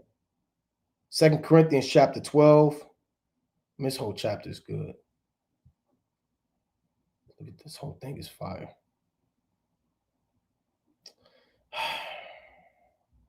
I'm going to read 12, right? It reads, truly the signs of an apostle were wrought among you in all patience signs and wonders and mighty deeds. For what is it wherein ye were inferior to other churches, except it be that I myself was not burdensome to you? Forgive me this wrong. So the Apostle Paul was saying, look, man, right? I took care of you. I'm here for you. If you want to be mad at me for taking care of you and doing the most, hey, look, forgive me, but I have to deal with you, man. Right? I have to be as a father to the children when you read this chapter. But what the Apostle Paul had to deal with was patience, right? Because again, you're going to be in situations as an apostle, you're going to be tried, man. You know, you're going to be tried. You may be out. Remember, Peter had a wife, man. He was out for God knows how long, man. There's no telling he came back and checked on his woman or how often he could do that. You're going to have to suffer, and you're going to have faith that the Most High allows you to endure that suffering as an apostle. Remember, a lot when you get, let me get this in Hebrews real quick, chapter 11. So part of being an apostle, you have to have faith. You have to have faith because you're traveling, and your life might be in the hand of a pilot. And we be going on trips, man. Brothers doing prayers that the pilot stay alert, man. That he allows us to get safe, man. He necessarily might not be, who you want him to be. Pray that the Most High put the spirit on your enemies to entreat you well, man. All these things that you got to do. You can't be getting on a plane going from I don't know, New York to LA, and you're throwing up the curses on the Edomites, man. That's driving the plane. you be a fool, man. May the Most High destroy him while he driving the plane, and may the Most High allow the angel to carry me there. Let me not glory in man, brother. You be a fool, man. You have to have some type of understanding, right? When you travel, because your life is in the hands of certain men at times. It's ultimately the Most High, but you got to know these things. It be brothers driving, brothers might be falling asleep. You good up, brother? Damn, he driving. He on the damn side strips, man. Where the car be, yeah, man, he be rumbling, and the brother, you good up? And the brother, yeah, I'm good. You got to stay alert in these things, brother. And your life isn't always in your hands. You got to pray that the Most High keep brothers alert, man. You get there safely, that you stay in the spirit, that everybody stay in the spirit, that who you traveling with. I remember a group of brothers was traveling one time. It was nothing but a riot in the car. This was a few months ago. From the time those brothers left to the time they got there, it was nothing but a riot in the car. It was like 8 of them. All hell broke loose. So you want to stay faithful and stay prayed up too. But I want to get this real quick in the book of Hebrews, chapter 11 and verse number 30. This whole thing is this thing. I'm gonna start at 33. Who through faith subdued kingdoms, wrought righteousness, obtained promises, stopped the mouths of lions. Right, like Daniel, Elijah, David, Abraham, all these fit these men. Quenched the violence of fire, escaped the edge of the sword. Out of weakness were made strong. Waxed valiant in fight, turned to flight the armies of the aliens. Right, men like Barak, men like Elisha, right, men that escaped the edge of the sword, tried to get almost killed by the heathen. Women received their dead raised to life again. You read that in 2 Kings, 2 Maccabees. And others were tortured, not accepting deliverance that they might obtain a better resurrection. And certain apostles were tortured, man. You have to have faith that the Most High is going to allow you to endure whatever you go through, man. Like I said, man, brothers been in hotels, man. I remember one time we talk about all the time when we talk to brothers, and we got this hotel. Everything was supposed to be cool, man. We was out there in Oakland. Man, we get into the hotel, and it was blood everywhere, man. It was blood, fresh blood. Some of it was dry, some of it was new. It was blood on the bed. It was blood on the lampshades. It was blood on the on the door. Blood. You said what? On the door. On the door, on the wall. I looked and moved the curtain. It was blood in the damn tub, man. So we got to go downstairs. We like, hell no, man. We looked at it, this damn bloody hotel. So we go downstairs to where the damn hotel man is, and hey, look, we need another room. You know, I don't know if I can get y'all another room. It's late. Y'all got to be in that room. And we said what we had to say. Y'all gonna have to pay this, and we had to put money in the brother card and spend more money than we had to. Then he gave us another room, and that room had blood in it, man. Hey, brothers been in damn situations, man. Brothers had to sleep like this on the floor, man. Right? And all hell be breaking loose, man. Yeah. Brothers got robbed. Got robbed before, man. Straight up, man. By the heathen. We want what they say. We want to take $1,000 or something, man. Right, put 1,000 more up, and you can get so and so. We've been robbed, man. We've been in bloody hotels, man. Gunshot, stabbed, almost stabbed. So you gotta have faith that the Most High delivers you from these things, man. Damn near accidents, planes that almost crash. Right? It reads, and others had a trial of cruel mockings and scourgings, yea, moreover, bonds and imprisonment. They were stoned, they were sawn asunder, were tempted, were slain with the sword. They wandered about in sheepskins and goatskins, being destitute, afflicted, and tormented, man. Right? Stephen was stoned, and he was traveling. Isaiah the prophet was sawn asunder. Certain prophets were tempted. The apostles were tempted to call fire down from heaven, man. Certain men were slain with the sword, James, in Acts the 12th chapter. Certain men like Elijah wandered about in sheepskins and goatskins. John the Baptist afflicted, beheaded. Verse 38, of whom the world was not worthy. So being an apostle is the highest calling. And brothers, you have to have some type of one more point. How do I say? Righteous pride, I'll put it like that, in your calling. Right? Don't let these people of the world who are athletes, doctors, lawyers have self-esteem in their damn worldly careers that are not, man. They boast, they brag about these things, man. I'm a surgeon, I'm a lawyer. Those are worldly, carnal things. You have to take righteous pride in and that the Most High chose you to go out there, man. Right? The Lord said, of whom the world was not worthy to receive you, but yet you're sent out there. It's a high calling, man. And you have to believe that. It's not just you going to camp reading the book. You're an apostle chosen by the Most High. He didn't have to choose you, but he chose you. So it reads, of whom the world was not worthy, they wandered in deserts and in mountains and in dens and caves of the earth. And these all, having obtained a good report through faith, received not the promise.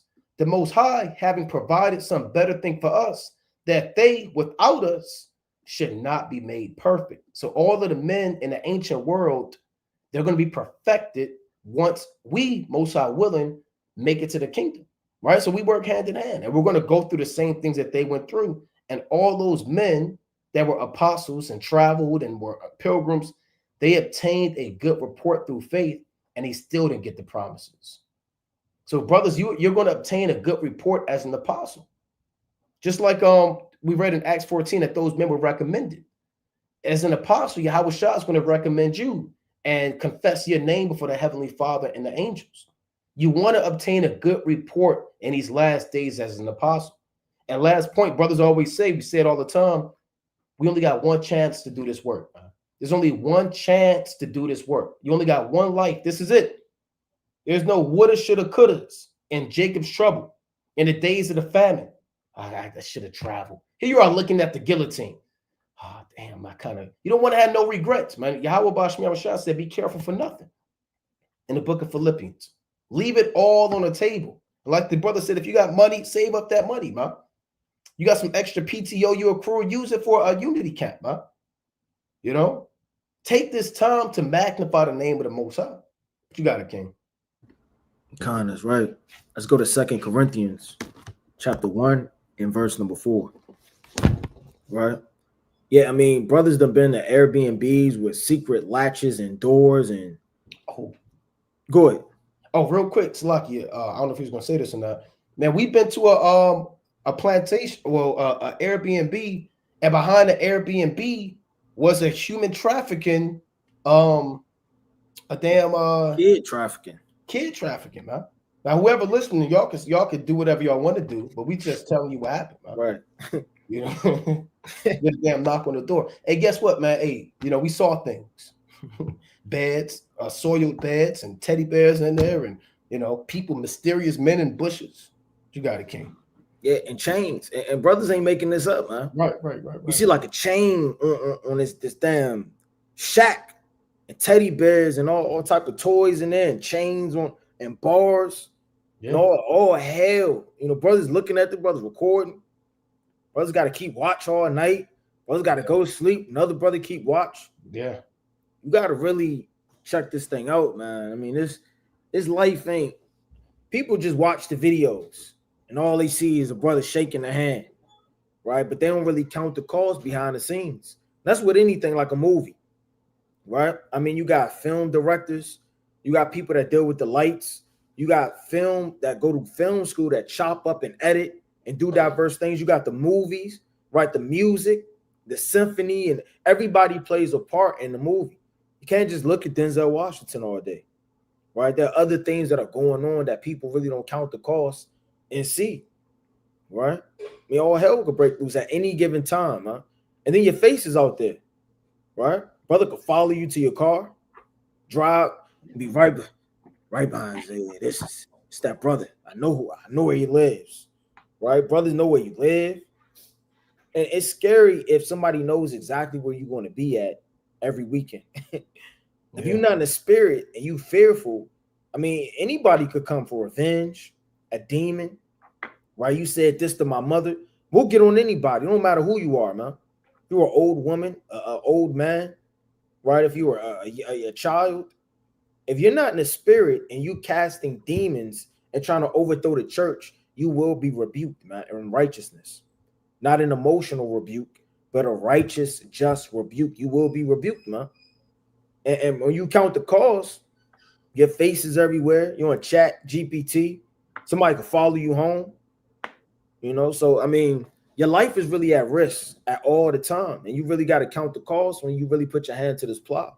You're only going to increase more and more if you're really in the spirit, with knowledge, wisdom, but also with affliction. Let's go to the mighty book of 2 Corinthians 1 and verse number 4. 2 Corinthians chapter 1 and verse 4, who comforteth us in all our tribulation. And the Most High, he'll comfort you in your tribulation, man. He'll pull you out and give you a reason of glory, that we may be able to comfort them which are in any trouble. So the Lord will bring you out of something just for you to bring the next brother out of it. Because like the saying go in the world, like people say, you can't tell somebody how to get through something if you haven't been through it, man. That's just hope preaching, right? The Lord said he came to do what? To free the prisoners. He was a prisoner, man. He was poor. He dealt with the same very things he's setting you free from doing, man. It's not a white man that descended from on high to give you a hug and a kiss, man. This is Christianity.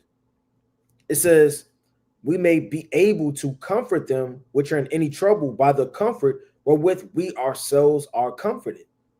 For as the suffering of Yahushua aboundeth in us, so our consolation also aboundeth by Yahushua. So it's always a just balance. No matter what you do or go through, with suffering, you're still going to have the consolation to abound too by Yahushua. That's what you got to look for, man. You got to look for that glory, and you got to look over and be optimistic and over the hill. You got to see what's really going on. And whether we be afflicted, it is for your consolation and salvation, which is effectual in the enduring of the same, right, suffering, which we also suffer. Or whether we be comforted, it is for your consolation and salvation. So the apostles are, it's written for our learning's sake.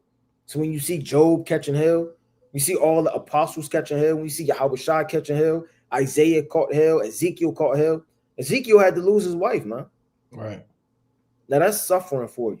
It's written for our learning's sake. Imagine walking around naked like Isaiah, man. Brothers say they'll do it, but I mean, if it really came down to it, would you be ashamed? Right? I mean, a lot of the things they've been through, Ezekiel had to sleep on his side, man. Right. I mean, that's hell, man. A lot of brothers can't even sleep on their mattress good. They want a new mattress. I'm sick of this mattress. Right. But you got it. Yeah, quick point. The Lord told Jeremiah, "You're not getting a wife, right, in his place. Like you're not going to have a wife, man. A lot of brothers have fallen out over that. Yeah, yeah. If you don't get your way, you'll fall out, man. Yeah. And Jake roll carnal. They always want some type of give and take, right? That conditional love and not unconditional love. You gotta have unconditional love, man. If something warrants your relationship with the Most High, you will fall out this truth, man. Because there's no time frame or no precept that say you're going to be afflicted for 2 weeks straight, and then the third week thou shalt have pleasure. Right? It's not written. You could catch hell for 8 years like Toby. You could be blind. Right? There's no cutoff time on the affliction and stroke of the Most High. But the Most High is not a man that he shall lie. You will have joy in the morning, man. You got to believe that, whether in this life or in the resurrection. But you have to have something to look forward to at a resurrection. Right? It says, and our hope, right, of you is steadfast, knowing as ye are partakers of the suffering, so shall ye be also of the consolation. That's the spirit. We just said that, right? So if you're a partaker of the suffering, you have to be a partaker of the consolation, of the glory, of the upliftment. It says, for we would not, brethren, have you ignorant of our trouble. Meaning the apostles have to let you know what they all endured, what they had to go through, man. And that's what your father, your uncle, your mother, or somebody may tell you, man, yeah, I'm thinking about going to school to be a IT tech. I'm thinking about going to school for architectural, right? Being a mechanic. Well, I don't know if you really want to do that, man. I mean, when you really look at this, look at how they do this. It's long hours, it's more studying. You have to pass the bar. You have to do this. You have to do that. They really put you on game. You know, you can't be ignorant of what you're about to step into, man. See, if you're an apostle, there's no place on earth, right, that the word isn't sent to. Meaning you can travel to Antarctica, Mexico, Europe, New England, Canada, North America, South America, if the Most High pushes your spirit to be able to do so. And through all seasons, right, it could be snowing outside, man. It's easy to pack up, man. I don't know if brothers been teaching out in the cold. For brothers that's watching that labor, your bones get so stiff you can't even move, man. That's why you got to stay kind of moving. You got to stay flexible. You got to rub your hands back and forth. You got to stand on one foot off the other. Because if you stand still too long, it's like water, like a sickle. You'll freeze, man. Right? Next thing you know, a demon will come on you or try to trouble you. Just go home, right? I mean, it's easy in the house. You got warm cocoa, right? Warm tea, right? Couch. Right, your daughter running, your son running into your arms. I missed you. Right, you want to watch the game. Right, it's easy to take the easy road, man. Who really going to take that tough road, man? You got to have some type of mentality to really have an end goal and faith in the end and what you will receive to travel through dust, dirt, all type of mortar, right, all type of clay, right, all your life and see no reward in this land, man, until we look for one to come. Right? Like the Lord said, we have no continuous city, but we seek one, right? Paraphrasing greatly in the book of Micah. It says, have you ignorant of our trouble, which came into us in Asia, that we were pressed out of measure? You could get pressed out of measure, man, by demons, right? You may only have one reader, and there's 15 men outside, man, and they're all screaming diverse things. One brother got a Trinity doctrine, another brother got a baptism doctrine, another brother thinks all nations could be saved, and another brother just, is just out there joining themselves, right, just to be a demon to add fuel into fire, man. You got to watch your back. You got to really count the cost. What would happen if a fight break out? You can get locked up. You could be pressed out of measure, man. You sweating, right? Not that you're confounded, but you're trying to figure out how you're going to cast down all of these spirits, right? A lot of brothers haven't dealt with these things. And the more you grow, the more the Lord's going to throw on you. I remember the first time I've ever taught, right? Like it was yesterday, the Most High, he had sheep, and it was beautiful. They didn't transgress. They didn't scoff. They weren't rude. They weren't out of order. They just sat there, and we had a decent conversation in order. Now, for me to get that now is damn near impossible, man. It's always a doctrine and demons, something I got to cut, somebody seeing me from afar, walking up with a doctrine. You know, the Most High is going to put according to the spirit of the spirit. So the more you increase in the spirit, the more tribulations and adversity you're going to encounter. That's Ecclesiastes 1:18, man. With much wisdom is going to come much grief and sorrow, man. The more you increase, the more the Most High is going to put on you, whether it be the mental battle, right? Whether it be the physical battle of infirmities, whether it be everybody around you, right? Something's going to increase to pull you as you're lifting up above strength, and so much that we despaired even our life. But we had the sentence of death in ourselves, that we should not trust in ourselves, but in God that raiseth the dead. Now, this goes heavily into faith, because you're not going to be able to increase in faith like the apostles if you don't go through nothing, man. You have to go through things to increase in faith, man. You being comfortable all the time isn't going to increase your faith. If you think just praying for infinite amount of faith and never enduring and going through things is somehow going to glorify your faith on the level of the elect, you got another thing coming, man. All the elect, they were in a situation where their back was against the wall. They had nobody to call on but the Most High. And it forced them. It pushed them. It made them trust in the Most High even more. Because, I mean, you ever have two options. You put all your eggs in one bag, you trust in the living God with all your heart and your soul, or you be confounded and overthrown and trust in something else. So the more you put yourself out there traveling, more you put yourself out there teaching, more you put yourself out there, right, with in certain situations and even traps, man, right, it gives you a reason to call upon the Most High. So who delivereth us so great from so great of death, and doeth deliver, in whom we trust that that he will yet deliver us. And that's what it all boils down to, man. Right? For the Most High to deliver you out of all these conditions, right? So, I mean, if a brother is aspiring to be an apostle, brother may be just teaching in one city, study, inquire, ask of brothers that have experience. Don't just jump out there all the time. Sometimes it's good on a small measure, but you don't want to leap too far because you'll overthrow yourself. You really want to ponder the path of your foot, acts of men, elders, men that have experience, because they'll tell you, hey, Ak, I don't think you should do that. Hey, Ak, I think you should take 2 steps back. Hey, check this video out, King. Look at this precept. Look at this breakdown. Before you do that, do you really know, what all of this measures up to? And it'll kind of put you in a mentality, in a situation to weigh things in a balance, before you kind of get yourself in too deep. But you got it, Ken. Khan, that's right. I was going to bring this out, unless you got something I was going to bring out closing precept. Khan, now you got it. Khan, I wanted to go to Ephesians chapter 4, right? So brothers, you brothers, man, the Lord has these different offices, man, these different talents.